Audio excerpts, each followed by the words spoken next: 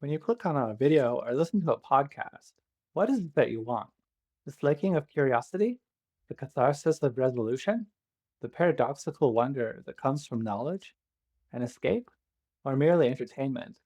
I'm Frequency Phantasm Marley, and I talk about video game design without talking about video game design.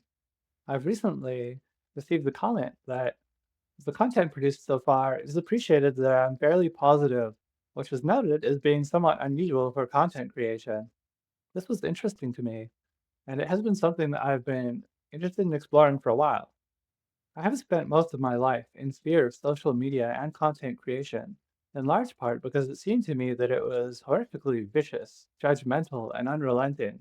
I would say this remains, in my view, to a lesser degree, although I have tried to temper my distortions. So I will explore some of my personal experience in combination with the breaking down of my understanding of the current content generation trends, linking it, of course, to the creation of art, and more specifically to game design. Many are familiar with the three-act structure. This is the Western default for the creation of a story, allowing the generic ebbs and flows of the plot that is expected by the audience. The ways that stories are framed and presented has been carefully crafted, with many studies going into why they succeed and why they fail. The competition has been especially fierce since the adaptation of streaming and the availability of technology, collapsing the barrier of entry and destroying much of the conventional creation assumptions. Making a movie, for instance, it was important to keep people engaged to an extent. There was emphasis on the hook and the careful management of planting, payoff, and arcs, the tethering of everything back to reinforce the theme and subject matter of the material. How each scene is a miniature movie in itself, a small continual pattern. This is similar to a game loop for cinema in a sense. So each scene takes care to perform as a standalone miniature movie, which also moves the story overall along the main arc. Movies are remembered due to their overall feeling experienced by the audience, by their standout moments, and if the stars align, a catharsis in resonating with the change the main character has gone through, and an alteration in perspective.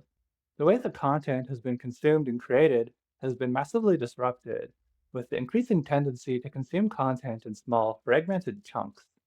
The way it is produced has been altered in almost every way, almost existing as a counterculture response to the increasing monetary expenditure and associated risk averse nature of the large creators of old. The independent new creators began eschewing and violating the old way, increasingly challenging the way things are done.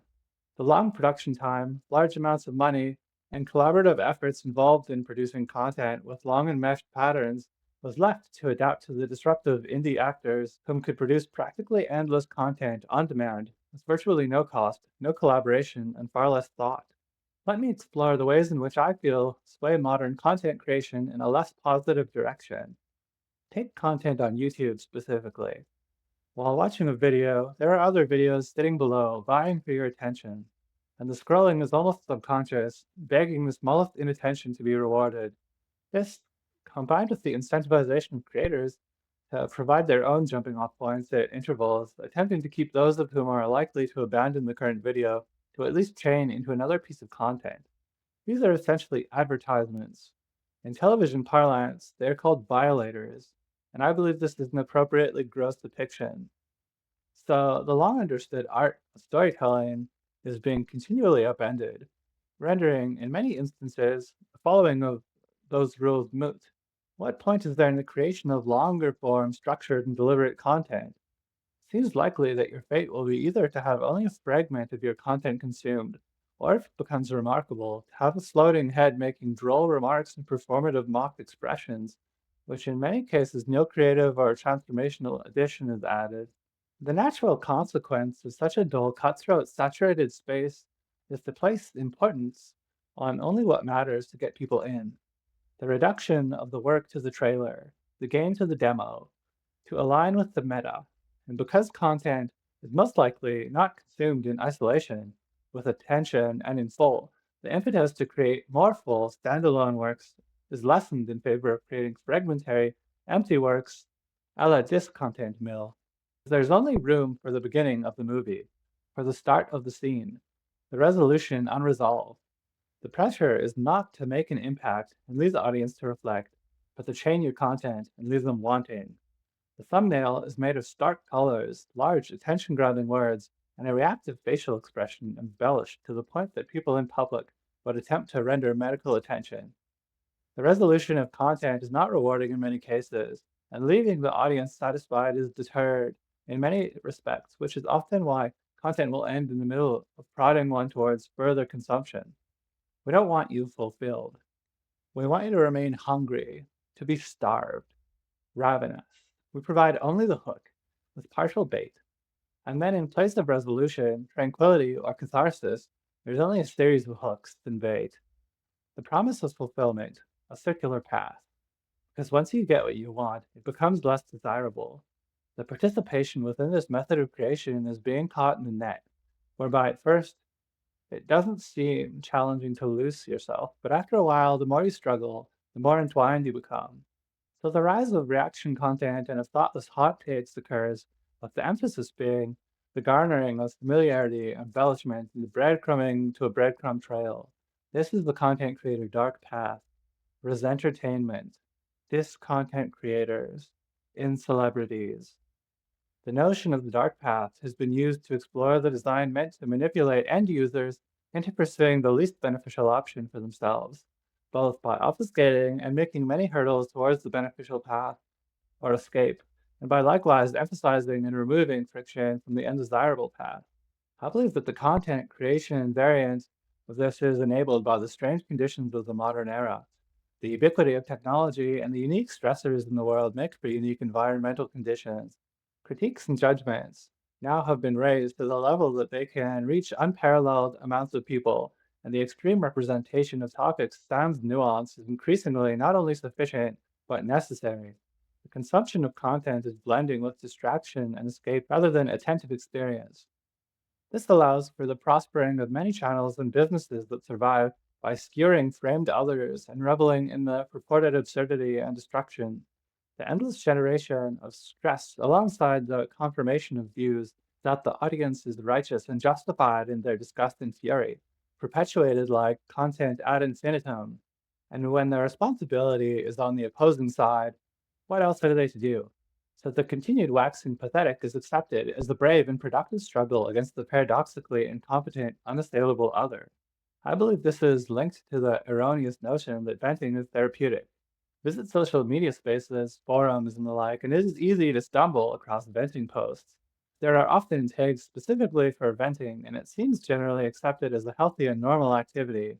I would like to challenge this here, citing a few other sources. One of my favorite YouTube channels is Einzelganger, and please don't ironically leave immediately to view their video. It's the middle of my point, but he has a really good video on venting, which I shall link to.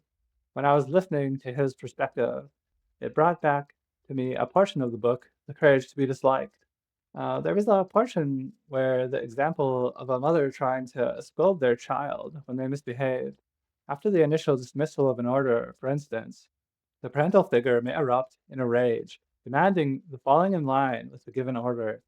It is argued that there is simply a loss of control in these instances by some. However, in the book, a telephone rings as the anger is being exhibited.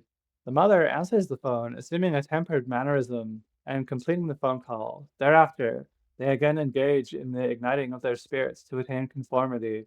This example seems to resonate with me, as it challenges the notion that people are out of control or taken by their emotions such that they ought to be given exceptional leeway for such behavior. Stoicism, among others, specifically Epictetus, purports that there is a dichotomy of control. This is a useful framing insofar as what we are in control of is internal and what we are not in control of is the external. Therefore, it is exactly the opposite in this case what we should be concerned about. We are responsible and in control of only our response to the situation and how we view it, with the outcome and external behavior of others outside of our control. As explored in the book, the use of anger in this way is a kind of heuristic tactic to enforce the behavior of others to submit to our own desires, which is a diminishment of their autonomy and the concerning of yourself in the task of another. It may be your task to offer understanding and support, but not via compulsion and the objectification of the other. The lashing out in anger and brute force approach can be thought of as a maladaptive behavior. That was a bit of a tangent, although it is related.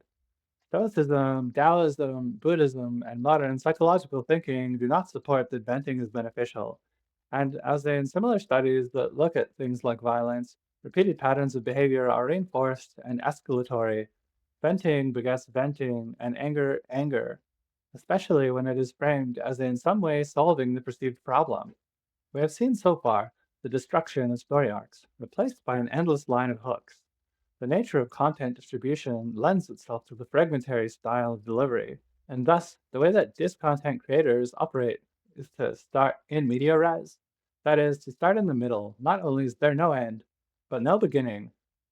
There are creators operating as vicarious venting apparatuses, whereby the continual excitation and enragement, in combination with the affirmation of previously held beliefs, or in other cases, the portion who are vehemently opposed of the espoused position, they both exist in the same place in the mind of the entertainer.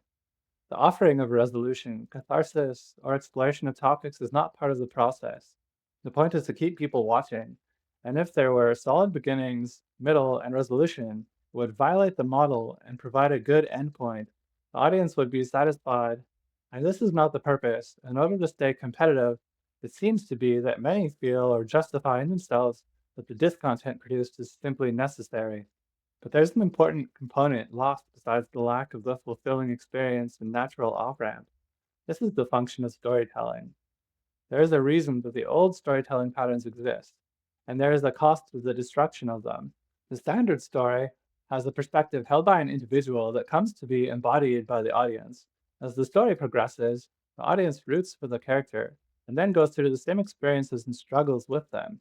The end sees the hero undergo a transformation in how they view the world and coming to see things in a new perspective. This method of storytelling serves audiences as they empathize with the character, walking alongside them, and in a way, reflect on their own perspective. Some media begins in media res. However, this is merely a hook. The arc is mainly undisturbed. And in the process, being set up in such a way, it mirrors active listening and therapeutic intervention, which begins by empathizing with and walking alongside someone else to understand their perspective, then supporting them as they progress through their journey and finally come to an understanding that alters their perspective. The process of understanding and resonating with the perspective of another. The challenges, struggles, and the journey in which they take. The story is the process, and in order to participate vicariously in a journey in a way that leads you to digest what has happened, it requires key steps in the process. This leads to catharsis, fulfillment. It does not leave you seething. It does not leave you hungry. I found that in games, it is easy to pepper in similar things, stubs, or busy work, rather than satisfying arcs. And I'm not opposed to filling in stories that are present in ways that are possible to experience partially, or to be presented only to those who are attentive and notice the fragmented clues. But here too, the intentionality and approach has a great deal of impact on how the experience of the game comes through. The designing of a game has both similarities and differences when contrasted to aspects of content creation I've outlined previously. In many ways, the same kinds of things are grappled with in designing larger games, such as open world and CRPGs. The nature of smartphones and other technology means that nothing is safe from vying for attention alongside violators, which work alongside intermittent reinforcement patterns and familiarity to optimally divert attention. But games offer unrivaled potential for engagement and are uniquely positioned to offer the alteration of perspective and consequences of behavioral patterns in a way that may exaggerate the costs and benefits of acting out of resentment and control rather than compassion and trust. The modular nature that ties together the many parts of a game can be visualized as something the player may experience in a similar fashion as tracing through a social media application. With piecemeal experiences vying for attention, it may be compelling as the designer to lean on the time-worn toxic design practices, which are compelling and effective. In relating this back to the beginning of this chat, there's a kind of internal competition in designing games that have multifarious systems in place, and this may encourage designing them such that they lean towards approaches that stray from the main theme of the game. As games are large, containing dynamic arcs and sub-arcs, it may be difficult to keep in mind that there is an overall method to the madness, so to speak. But as the content demand increases, while also coming to compete with what in practice is an endless quantity of immediately available alternatives, the pressure to fall in line and develop in a similar way also increases. In designing a meaningful quest, one must take into account the theme and context of the game space. There must be some semblance of overall story structure, with some understood stakes, relevance, and consequence. The portions of the quest work best when there is some process to it. The ebbs, flows, and alterations of it based on player choice and game space allow for the quest to breathe, take up space, and in the end, matter. But it seems like there's a pressure being exerted in the way things are that are inducing fear in this kind of design. If there's a moment of friction or confusion, it is felt that the player will check out. There must be, at all times, payoff. I believe this is why there are many games that have leaned into what I feel are vexing modes of operation. The reduction of characters to caricatures, with comments being served as condiments, the digestion of which leaves you unslaked and desirous. The unending stream of one-liners, super mundane occurrences, and paradoxical consequence superpositions seem to be in line with the satisfying of appetites in the current climate. That is to say, unsatisfying. When everything is the most consequential, nothing is. Meaning is best conveyed through the perception of and empathizing with others. This is stunted and lost when there is no time for slow burns and no anchoring in normality, when there is no trust in the audience and no respect. In designing for the subset of the person, one can keep attention for a time, but there's a serious consequence to the creation of this kind of art. There needs to be heart in art. There are many people making content that does not take things seriously and increasingly leans on gimmicks such as continual motion, goading presentation, and fragmented offerings in service of growing their audience. And why not? Rage and disgust can be addictive, but there is no gained understanding, no resolution or catharsis. Whatever drives one towards this kind of discontent is aversion from something, distraction and disengagement from the present, and projecting unacceptable feelings, circumstances, and traits onto other groups. But nobody learns or grows from fragments of ideas. Nobody fixes the world by making it smaller. Creation like this doesn't respect the audience, and people are more intelligent than that, better than that. We can move towards more compassionate, earnest, and trusting design practices in games and in content creation. I'm Marley, and I'm terrified of expressing dissent and evoking criticism. But this is my third podcast script for this rotation, and they have all led me to the same place. So I guess this was something that I needed to make. I appreciate that there is likely my own projection and grievance wrapped up in this, but I hope that it leaves you considering things in a different light. If you love the ghost that I inhabit, please check out Chanharu via Instagram via description link. And if you are curious about my creation, feel free to subscribe and check out branchingpath.com. Thank you for listening and take care.